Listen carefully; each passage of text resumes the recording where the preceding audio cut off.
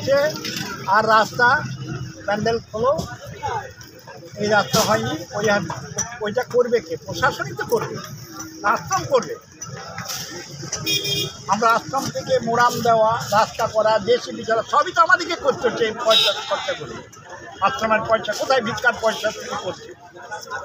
প্রশাসন শুধু আসছে, বড় বড় অফিসাররা ঘুরে যাচ্ছে, এদিক ওদিক, এইটা করে দেন, ওইটা করে দেন, এইটা করে দেন, কিন্তু জল পর্যন্ত পড়লো না রাস্তায়। কী অবস্থা চলছে! এই যদি হয় তাহলে আমরা পরবর্তীকালে কী করবো সেটা চিন্তা ভাবনা। কারণ আমরা মস্তব, সেবা মস্তব, ভান্ডারা দিতে আছি, আমি কিন্তু অন্য কিছু করতে আসি। আমরা এখানে স্থায়ী অস্থায়ী মেনে কেউ দুদিনের জন্য আসে, কেউ একদিন করে চলে যায়, যার যেমন ভিক্ষার পয়সা যেমন আদায় করতে পারে বা ভিক্ষা যেমন হয়। যেমন আমাদের মুখ্যমন্ত্রী যেমন আগে আমাদেরকে প্রচুর টাকা লাগতো আশ্রম করতে। যেমন টাকা বলতে কি, জায়গার টাকা, জলের টাকা, কারেন্টের টাকা, ফায়ারের টাকা, নানা রকম, জল শৌচাগারের টাকা, নানা রকম লাগে।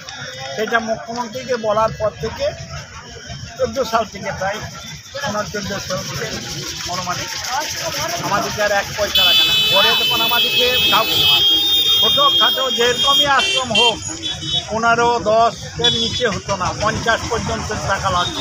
1000, 50 নোট নয়, 50,000 টাকা পর্যন্ত কারেন্ট নাহলে মাইকে তার কেটে দিত, কারেন্ট কেটে দিত।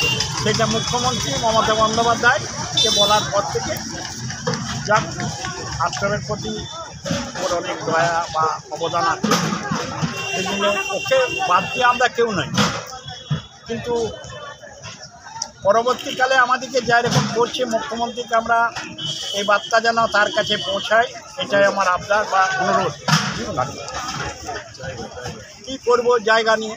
জায়গা এই তো ও বসতে পারছে না, এ বসতে পারছে না, মাঝে মাঝে রাস্তা এমন অবস্থা হয়েছে, তবে রাস্তা তৈরি করে দাও, লাইট নাই রাস্তায়, কিচ্ছু নাই, কিছু দুর্ঘটনা ঘটে যাবে, কে দায়ী? আশ্রম কমিটি কত খরচা করতে পারে? নাই।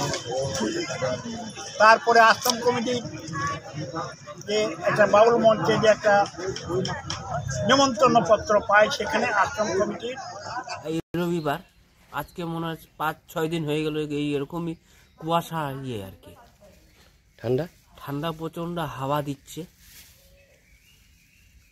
কষ্ট হচ্ছে।